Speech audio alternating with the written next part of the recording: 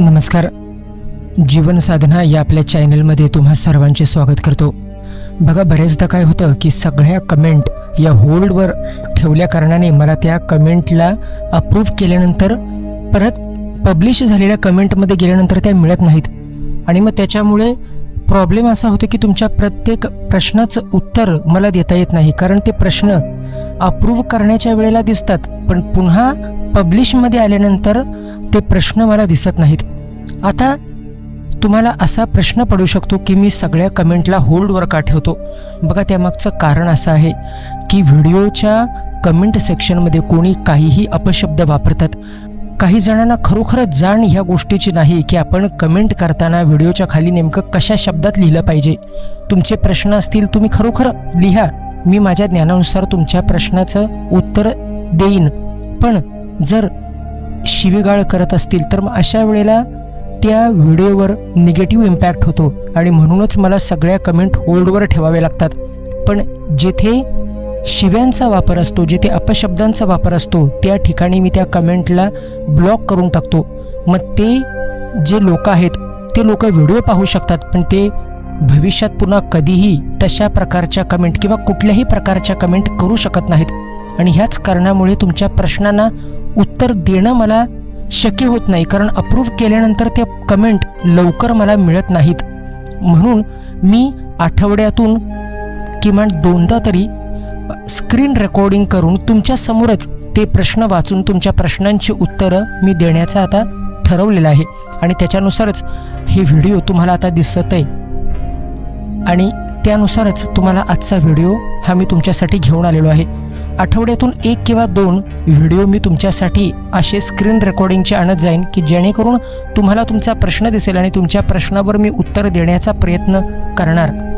आता बघा, इथे प्रश्न आहे की त्यांनी असं विचारलेलं आहे की दादा मला सांगा, करणी करणारे लोक भयानक रूपाने स्वप्नात येतात का, आणि ते स्वप्नात आले की मला त्रास होतो, त्यासाठी काहीतरी उपाय सांगा. आता बघा, करणी नेमकी कशा प्रकारे होते किंवा करणी करताना नेमकं काय केलं जातं आणि हे कोणते लोक करतात या संदर्भात मी ह्याच्या पूर्वीच्या व्हिडिओमध्ये सगळं काही सांगितलं आहे.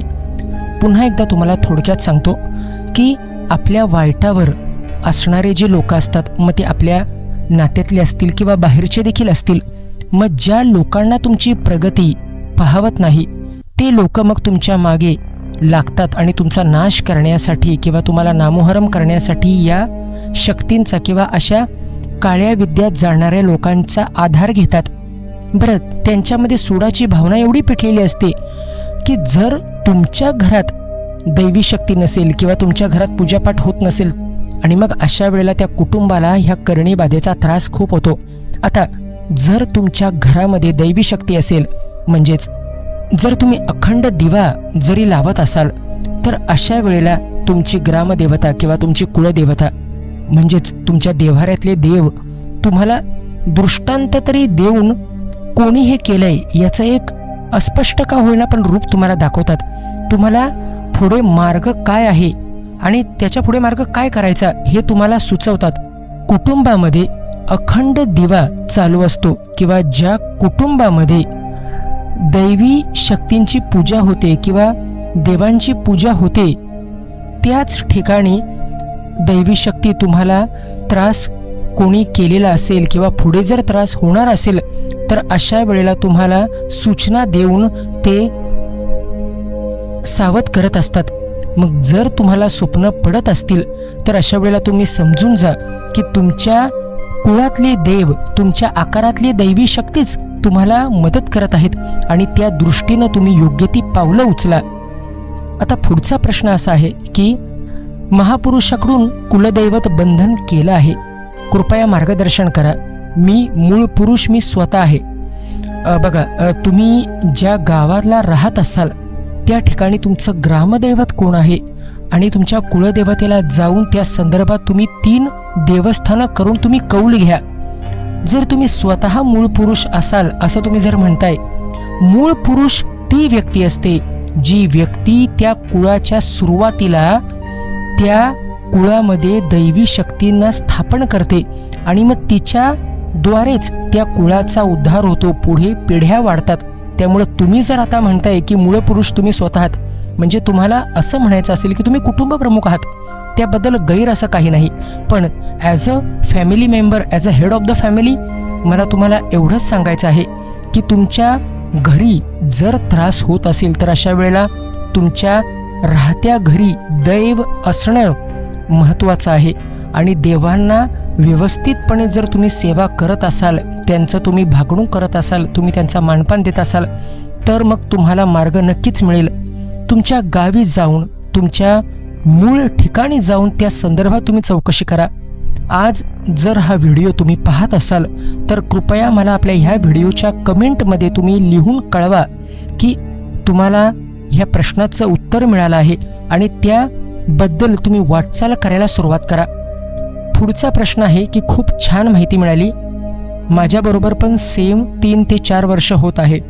या संदर्भात मला असं सांगायचं आहे की तुमच्यासोबत जर असं होत असेल तर कृपया जे मार्ग मी ह्या व्हिडिओमध्ये सांगितलेले आहेत ते प्रत्येक मार्ग तुम्ही करून पहा, म्हणजे तुम्हाला नेमकं तिथे कळेल. आणि त्याचं कारण आणि त्याचं मूळ जर तिथं उलगडलं किंवा तिथं जर तुम्ही क्रॉस चेक करून पाहिलं आणि तुम्हाला कौल जर मिळाला तर तुमचा त्रासाचा मार्ग हा तिथं मोकळा होईल आणि तुम्हाला गुण मिळेल. तर गुणाचा उजवा कौल तुमच्या मूळ दैवतेला तिथं घेऊन बघायला सांगा आणि तसं तुम्ही मला कळवा. बघा, आता पुढचा प्रश्न आहे, मी तुम्हाला मेल केला, काही रिप्लाय दिला नाही. हो, मी मेलचा रिप्लाय केलेला आहे, कृपया तुम्ही चेक करा. आणि पुन्हा एकदा जर तुम्ही मेल केला असेल तर क्षमा करा, मी पुन्हा आता एकदा मेल चेक करतो. काय झालं आहे की गेल्या आठवड्यामध्ये निवडणुकीची ड्युटी आल्या कारणाने मला कुठल्याच प्रश्नाने मेल चेक करायला मिळत नव्हता आणि त्याच्यानंतर तब्येत बिघडली असल्या कारणानं मी आज भरपूर दिवसानंतर मी आता तुमचा कमेंट आणि ईमेल चेक करतोय. तर तसं तुमचा ईमेल चेक केल्यानंतर तुमच्या प्रश्नाला मी उत्तर देतो. आता मूळ पुरुष महापुरुष कसा माहीत करायचा, हे कलम काय आहे आणि मूळ पुरुष काय आहे त्या संदर्भातली सगळी माहिती मी माझ्या व्हिडिओमध्ये दिलेली आहे. कृपया त्या व्हिडिओमध्ये जाऊन तुम्ही पहा, म्हणजे तुम्हाला संपूर्ण माहिती कळेल. बघा, बऱ्याचदा काय होतं की साधक जे आहेत ते व्हिडिओ पाहत नाहीत आणि मग व्हिडिओचं थंबनेल पाहिल्यानंतर त्या संदर्भातील प्रश्न विचारतात. प्रश्न विचारणं हा तुमचा हक्क आहे, तुम्ही तो विचारा आणि तुमच्या प्रश्नांना उत्तर देणं हे माझं कर्तव्य आहे. पण तुमच्या ह्या प्रश्नाचं उत्तर मी त्या व्हिडिओमध्ये दिलेलं आहे आणि संपूर्ण उदाहरणासहित तिथं स्पष्ट केलेलं आहे. तर तुम्ही थोडासा तुमचा मौल्यवान वेळ काढून जर तो व्हिडिओ पाहिलात, आताच गेल्या आठवड्यातलाच तो व्हिडिओ आहे की कलम कसं करायचं, आणि मूळ पुरुषाचा सुद्धा व्हिडिओ 2 ते 3 महिन्यापूर्वी मी अपलोड केला होता. तर ते जर 2 तुम्ही व्हिडिओ पाहिलेत तर तुम्हाला त्या संदर्भातली सगळी माहिती मिळून जाईल. आणि मग त्याच्यानंतर तुमचे जर काही शंका असतील, तुमचे डाऊट असतील तर तसं तुम्ही मला विचारा. आता पुढचा प्रश्न आहे. बघा, खूप छान माहिती सांगितली, सर्व माहिती पटत गेली, धन्यवाद. आमच्या कुटुंबात आर्थिक समस्येचा मोठा त्रास सहन करावा लागतो आहे. कर्ज खूप वाढत चालले आहे. जीवनात खूप सारे लोक फसवणारे भेटले, त्यामुळे आर्थिक त्रास झाला. कुटुंबात कोण कोणाचं फायद्याचं ऐकत नाही. लोकांनी नुकसानीचं सांगितलं तर ऐकतात, त्यामुळं हानी होत गेली आणि आता खर्चाचा डोंगर उभा राहिला आहे. खूप मानसिक त्रास होत आहे. खूप मानसिक त्रासाला सामोरे जावे लागतंय. घरात सारखी भांडणं होत आहेत. काहीतरी उपाय सांगा. एका भावाला वाचवा.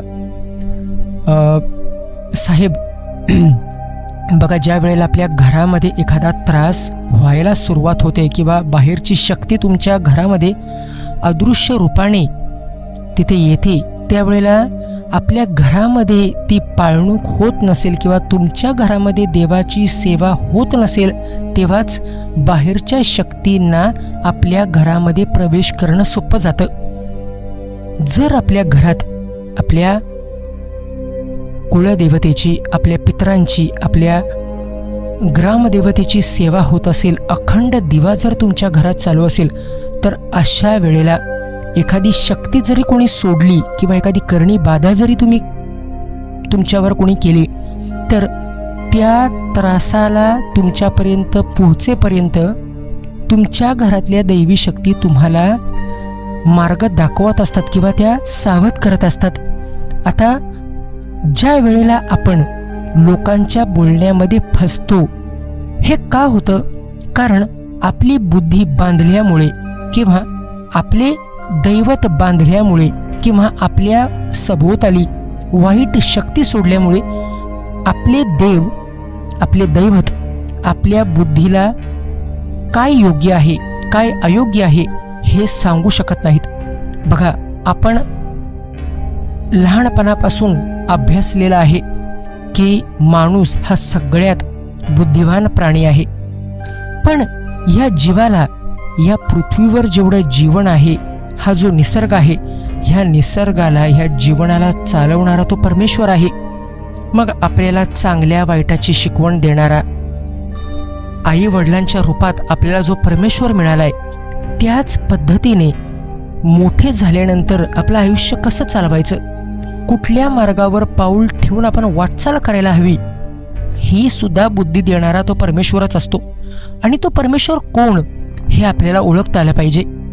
आता तुमचा कुलदैवत, तुमचं ग्रामदैवत किंवा तुमची पित्र हे आपल्या कुळाला सांभाळण्यासाठीच असतात. आणि म्हणूनच आपल्या कुळाला एक कुलदैवत असतो. म्हणून आपण ज्या गावात राहतो त्या गावात एक ग्रामदेवता असते. कारण त्यांच्या एरियामध्ये असणाऱ्या प्रत्येक माणसाचं रक्षण करणं ही त्यांची जबाबदारी असते. आणि जर आपण आताच्या मॉडर्न लाईफस्टाईलला जर अप्लाय केलं, आपण जर आधुनिक विचारांचे असलो, आपण जर मूळ संस्कृतीच आपली पाळली नाही, मग अशा वेळेला काय होतं की जर कोणी जळत असेल किंवा आपली प्रगती कोणाला पाहवत नसेल, मग त्या वेळेला त्यांनी जर एखादी शक्ती सोडली किंवा ते जळत जरी असतील, मग त्यांचा तो जो जीव आहे, जो जळणारा जीव आहे, त्याची ती तळतळाट सुद्धा आपल्याला लागते. आणि हे कधी अफेक्ट करतं? ज्या वेळेला आपल्या घरात आपलं रक्षण करणारी दैवी शक्ती नसेल तेव्हा. लक्षात घ्या, तुम्ही भलेही इंजिनियर असाल किंवा तुम्ही प्रोफेशनल लेवलला जॉब करत असाल, पण आपल्या बुद्धीला चालना देणारी शक्ती ही आपली कुळाची स्वामी असते, कुळाचे रक्षण करता असते. आपल्याला योग्य मार्ग कुठला, आपला अयोग्य मार्ग कुठला हे दाखवणारे सुद्धा तेच आहेत. आपण केवळ मनुष्य आहोत, माणूस आहोत, पण आपल्या शरीरातला प्रत्येक अवयव न थांबता चालवण्यासाठी सुद्धा तो परमेश्वरच कारणीभूत असतो. तेव्हा त्याला शरण जा. तुमच्या घरात अखंड दिवा लावा. आणि जो कार्यक्रम मी या पूर्वीच्या व्हिडिओमध्ये तुम्हाला सांगितला होता, ज्या व्हिडिओला तुम्ही कमेंटमध्ये प्रश्न विचारलाय, त्याच व्हिडिओमध्ये मी सांगितलं आहे की तुमच्या गावी जाऊन तो नारळाचा उपाय तुम्ही करा. बरं, अजून एक उपाय आज या व्हिडिओमध्ये तुम्हाला मी सांगतो. करायचं काय आहे? आता जिथं तुम्ही राहताय, मग तुम्ही गावच्या ठिकाणी राहताय की तुम्ही शहरातल्या ठिकाणी राहताय याची कल्पना मला नाही, पण तुमच्या भागामध्ये जर दत्ताचं मंदिर असेल, त्या ठिकाणी तुम्ही गुरुवारी जा. गुरुवारी सकाळी 7 ते 9 या वेळेच्या आतमध्येच आपण जायचं. 100 ते 200 ग्राम तुम्ही गूळ घ्या, तेवढंच खोबऱ्याची वाटी घ्या. आता इथं सुके खोबरे घ्यावं, नाहीतर काही जणांच्या सुपीक डोक्यामध्ये असा एक प्रश्न पडतो की खोबरं ओलं घ्यायचंय की खोबरं सुकं घ्यायचंय. बघा, आत्ताची पिढी अशी आहे की त्यांना जर काही सांगितलं तर त्यांना ते पटत नाही.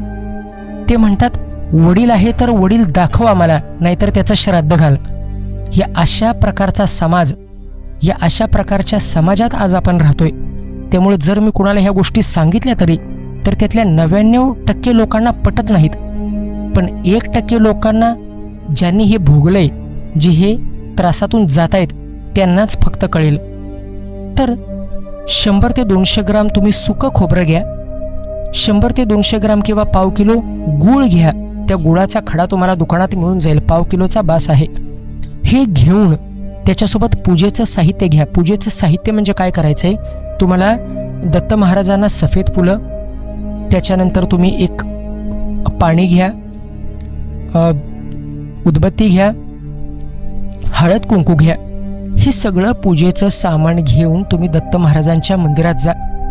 आणि मंदिरात गेल्यानंतर तुम्ही काय करायचं आहे, तिथं दत्तगुरूंच्या चरणाजवळ एक सुपारी तिथं ठेवा. बरं, मगाशी सांगायला विसरलो, एक सुपारी सुद्धा तुम्हाला घेऊन जायची आहे. तर ती सुपारी तुम्ही घेऊन जा. ती सुपारी त्यांच्या चरणाजवळ तिथं पुढं ठेवा आणि त्या सुपारीला हळद कुंकू वाहा, दत्तगुरूंना प्रार्थना करा. मग त्या सुपारीची तुम्ही पूजा करा आणि दत्त महाराजांना त्या सुपारीमध्ये प्रकट होण्यासाठी आवाहन करा. त्यांची पूजा करा. त्यांना सांगा की असा असा त्रास माझ्या घरामध्ये होत आहे, आर्थिक संकटातनं मला बाहेर काढा, पैसा येऊ दे, पैसा टिकू दे आणि सगळं काही, ही जी संकट आहे ती निघून जाऊ दे. सगळी प्रार्थना, सगळी विनंती करून झाल्यानंतर काय करायचं आहे, तुम्ही ते पूजेचं साहित्य आहे ते वाहत्या पाण्याला सोडा. आता वाहतं पाणी मिळत नाही, हा सुद्धा एक ज्वलंत प्रश्न आहे. तर वाहतं पाणी मिळत नसेल तर एखाद्या तलावात, एखाद्या खाडीमध्ये कुठेतरी तुम्हाला मिळेल, तर त्या ठिकाणी तुम्ही ते सोडून द्या, ते विसर्जन करा. सुपारीला विसर्जन करू नये. सुपारी तुम्ही तुमच्या जवळ सतत बाळगावी. बरं, त्या सुपारीला कागदाच्या पुडीमध्ये सुद्धा बांधून ठेवू नका. ती सुपारी सतत म्हणजे काय की 1 नंबरला किंवा 2 नंबरला जाते वेळेस ती सुपारी सोबत घेऊन जाऊ नये. ती सुपारी 1 नंबरला आणि 2 नंबरला जाते वेळेस बाहेर काढून ठेवावी. घरी आल्यानंतर देवाऱ्याजवळ ठेवावी आणि त्याच्यानंतर घरात असताना सुद्धा ती तुमच्याजवळच ठेवा. रात्री झोपते वेळेस सुद्धा ती सुपारी तुमच्या सोबत घेऊ नये. रात्री ज्या वेळेला तुम्ही झोपण्यास जाल तेव्हा देवाऱ्यात तुम्ही ठेवून द्या. बरं, त्या सुपारीला रोज पाण्याने धुवावं असा कुठलाही नियम नाही. त्या सुपारीला तुम्ही स्वतःजवळ बाळगा आणि दत्त महाराजांना रोज संध्याकाळी एक जर तुम्ही वेळ ठेवलात की संध्याकाळी 8 वाजता, 7 वाजता, 6 वाजता जर तुम्ही दर्शन घेताय, घरात दिवाबत्ती लावताय, तर त्याच वेळेला दत्त महाराजांना तुम्ही प्रार्थना करा. त्यांना सांगा की मला ह्या संकटातनं बाहेर काढा. ही सदैव तुमचं, हे मी तुम्हाला सदैव माझ्यासोबत ठेवत आहे. माझ्यावर कृपा करा, माझ्यावर लक्ष ठेवा. काही दिवसातच तुम्हाला फरक जाणवेल. ओके, आता पुढचा प्रश्न पाहूया. आमचं कुलदैवत आहे दिबादेवी, ग्रामदैवत आहे काळभैरव, तर काय करावं? आमचं मूळ गाव आहे वाडापरील, राजापूर तालुक्यात, आणि आम्ही सुखवस्तीला गाव हिदळे गाव आहे. मला नंबर पाठवा. बरं, तुमच्या सर्वांच्या प्रश्नांच्या संदर्भात मला नवीन नंबर वेगळा घ्यायचा आहे, ज्या नंबराचा वापर मी फक्त तुमच्या प्रश्नांना सोडवण्यासाठीच करेन.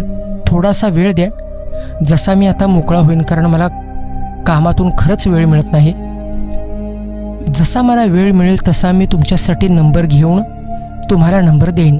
मग तसं आपण व्हॉट्सअपवर किंवा तुम्ही कॉन्टॅक्ट जरी केला तरी तुमच्या प्रश्नांचं उत्तर मी नक्की तुम्हाला देईन. पण सध्या कमेंटच्या माध्यमातून तुमचे प्रश्न सोडवण्याचा माझा प्रयत्न आहे आणि ह्या व्हिडिओला तुम्ही कृपया सपोर्ट करा, कारण तुमच्या प्रश्नांचंच मी स्क्रीन रेकॉर्डिंग करून लाईव्ह तुम्हाला इथे दाखवत आहे. बरं, ओके, आता पुढचा प्रश्न आहे. अहो, मी गावी राहते, सगळं केलं पण फरक पडला नाही. मी नवनाथ चरित्र, स्वामी चरित्र, काळभैरव चरित्र, हनुमान चालीसा पण वाचली तरी पण काही फरक पडला नाही. ताईसाहेब, तुम्हाला एक सांगायचं आहे, ज्या वेळेस आपल्या गुरूंची आपल्याला परवानगी मिळते त्यावेळेला गुरूंच्या परवानगीनुसार जेव्हा आपण त्या पोथीला किंवा त्या ग्रंथाला वाचण्यास प्रारंभ करतो तेव्हा त्याची शक्ती आपल्या गुरूंना जाऊन भेटते आणि पुन्हा आपल्याकडे ती येते आणि तेव्हा आपल्याला फरक पडतो. आता कुठलीही पोथी वाचण्यासाठी काही प्रक्रिया असतात, काही कार्यक्रम असतात, ते त्याच्या अगोदर करावे लागतात. आता सगळ्याच जणांना गुरु मिळतात असे नाही. बरं, मी काही गुरु नाही, मला जे काही ज्ञान आहे त्या ज्ञानाचा तुमच्यापर्यंत मी वापर करतो, तुम्हाला मदत करण्यासाठी माझ्या ज्ञानाचा मी वापर करतो.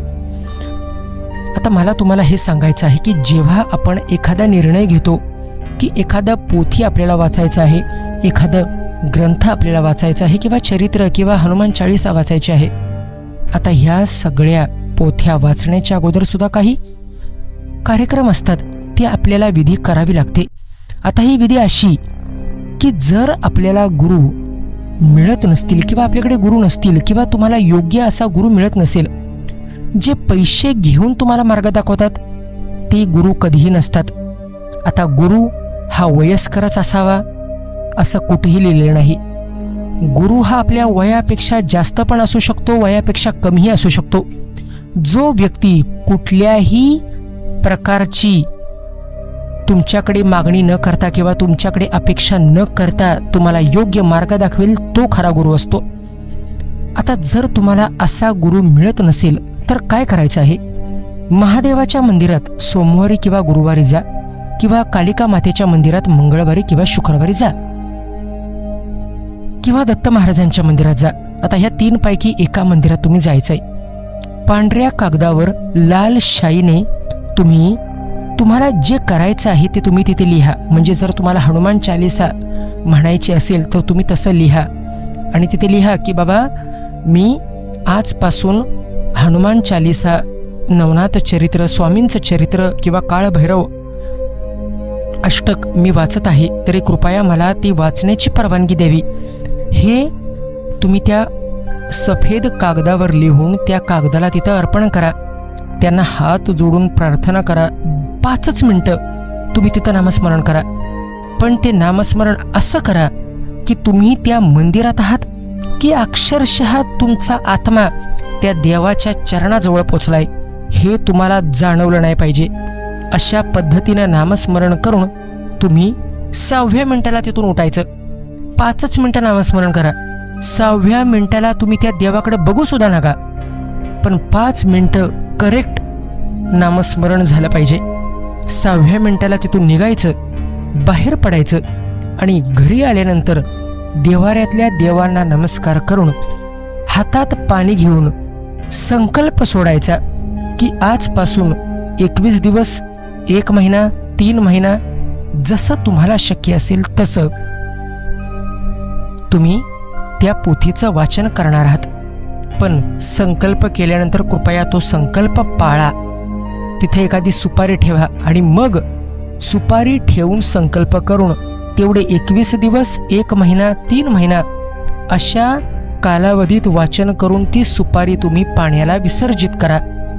मग जेव्हा जेव्हा त्या वाहत्या पाण्यामध्ये तुम्ही सुपारी सोडाल, जेव्हा कधी ती सुपारी त्या पाण्यामध्ये भिजेल तसा त्या दैवी शक्तींचा तुमच्यावर खूप मोठा लाभ होतो आणि चमत्कार तुम्हाला दिसायला लागेल. कुठल्याही प्रकारचं पोथी वाचन किंवा ग्रंथ वाचन किंवा पारायण करताना ही पद्धत तुम्ही जर अवलंबली तर नक्कीच तुम्हाला फरक पडेल. आता पुढचा प्रश्न बघा. गुरुजी, माझे नाव प्रकाश गोविंद गावडे, पत्ता तालुका जिल्हा रत्नागिरी, गाव नितळी. खूप वर्षापासून घरात त्रास आहे. आजारपण, डॉक्टर पण बरेच केले, काही मार्ग मिळत नाही. डोकं सुन्न पडते. तुमचे व्हिडिओ बघत असतो, तुम्ही माहिती देता ती खूप चांगली असते. तुमच्याकडे यायचं आहे. तुमचा नंबर, पत्ता दिला तर खूप बरं होईल. फॅमिलीला सर्व त्रास आहे. जो आजार तुम्ही मला तुमच्या प्रश्नामध्ये मांडलेला आहे त्या आजाराच्या संदर्भात तुम्ही कोणत्या टेस्ट केल्या? बरं, त्या टेस्ट जर नॉर्मल आल्या असतील तर तुम्ही तुमच्या गावी, मूळ गावी जर राहत असाल तर तिथे तुम्ही तुमच्या ग्रामदेवतेला कौल घेऊन प्रश्न विचारलात का? तिथे उत्तर काय आलं? तुम्ही जर हा व्हिडिओ पाहत असाल तर माझी तुम्हाला विनंती आहे, जेव्हा शक्य होईल तेव्हा कृपा करून तुमच्या गावी जा, त्या वाराच्या दिवशी जा आणि तिथे जाऊन तुम्ही कौल घ्या. गुणाचा उजवा कौल तिथं तुम्ही मागा आणि हे झाल्यानंतर तुमचं जे काही मान असेल तो तुम्हाला देईन अशा पद्धतीने तुम्ही तिथं शब्द देवाला लावा आणि तुम्ही फरक बघा. फरक तुम्हाला पडेल. बरं, तिथल्या गादीचा जो अंगारा असेल किंवा तिथली उदी जी असेल ती तुमच्या घरी आणा. त्याचं तुम्ही तीर्थ बनवा आणि संपूर्ण घरात शिंपडा आणि स्वतः आणि तुमच्या कुटुंबातील सगळ्या सदस्यांना ते तीर्थ प्यायला द्या. प्रत्येक गुरुवारी तुमच्या राहत्या घराच्या बाहेरच्या उंबरठ्यावर, म्हणजे जो घराचा मूळ उंबरठा असेल, त्या प्रत्येक गुरुवारी, प्रत्येक अमावास्येला आणि पौर्णिमेला हळद गोमूत्राचा तुम्ही लेप करा. फरक पडेल. जी घरातली वाईट शक्ती आहे ती शक्ती निघून जाईल आणि बाहेरून जर कोणी त्याच्यानंतर शक्ती सोडली तर ती शक्ती परत कधी तुमच्या घरात यायचं नाव घेणार नाही. बरं, आता पुढचा प्रश्न आपण पाहूया. मी मुस्लिम आहे आणि आमच्या इथे कुंडली नसते, मग आम्ही काय करावे? मार्गदर्शन करा, माझं लग्न जमत नाही. मार्गदर्शन करावे ही विनंती. मुबीना शेख, सर्वप्रथम तुम्ही मुस्लिम असून पण माझ्या चॅनलचे व्हिडिओ पाहता त्याबद्दल खरंच तुमचे आभार. तुम्ही ज्या त्रासातून जाताय ते वाचून मला खरंच खूप दुःख होतं आहे. बघा, धर्म कुठलाही असो, हिंदू असो किंवा मुसलमान असो, परमेश्वरासाठी सगळी लेकरंही सारखीच आहेत. आता जर आज तुम्ही हा व्हिडिओ पाहत असाल तर मला तुम्हाला इथे एकच सांगायचं आहे की तुम्ही कोणत्या ठिकाणी राहता हे तुम्ही मला कृपया या व्हिडिओच्या कमेंटमध्ये सांगा. तुम्ही कुठल्या गावी आहात की तुम्ही मुंबईच्या ठिकाणी आहात? जर तुम्ही मुंबईच्या ठिकाणी असाल तर आता तुमचं लग्न जमत नाही, तर याचं कारण तुमच्यावर वक्ताम केलेलं असू शकतो. मग त्या वक्तामला रुकावट करणं गरजेचं आहे. आणि भरपूर स्थळं बघून सुद्धा जर तुमचं जमत नसेल, बरं मला एक सांगा, पहिलं किंवा दुसरं ज्या वेळेला तुमच्यासाठी मुलगा बघायला आला होता तेव्हा त्यांना तुम्ही पसंत होतात, पण तुमच्या घरच्यांकडून, तुमच्या वडिलांकडून किंवा तुमच्याकडून किंवा तुमच्या आईकडून त्यांना नकार गेला होता का? कारण थोडासा दोष त्यातला जाणवतोय. जर त्यांच्या इच्छेविरुद्ध तुम्ही नाही म्हणलात तर मग त्याच्यामुळे हा वक्ताम लागलाय.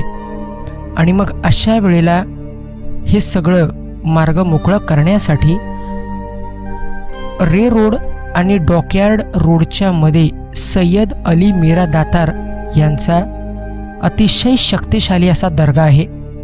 तुम्ही तुमच्यासोबत तुमच्या वडिलांना घेऊन गेलात किंवा तुमच्या भावाला घेऊन गेलात तर खूप चांगलं आहे. कारण स्त्रियांना आतमध्ये जाण्याची परवानगी नाही. तुम्हाला तिथे जाऊ शकता, पण तुम्हाला बाहेरून फक्त तिथे तुम्ही दुआ करू शकता. तुम्ही जर तुमच्यासोबत तुमच्या वडिलांना घेऊन गेलात तर ते तुमच्यासाठी तिथे प्रश्न विचारू शकतात आणि तिथं सय्यद अली मीरा दातार यांच्या दर्ग्यात तुम्ही जा.